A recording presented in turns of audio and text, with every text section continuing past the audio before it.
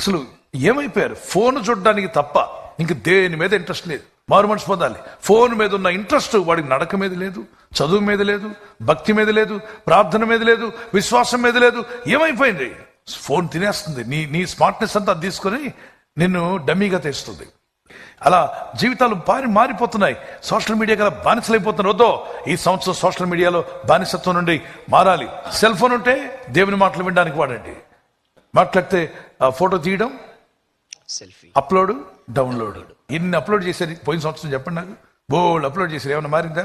రేపు నీ బంధువులందరూ మీ ఇంటికి వచ్చింది, నిజంగా సెల్ ఫోన్ మీతో ఉందని చెప్తే ఏమైనా వస్తుందా?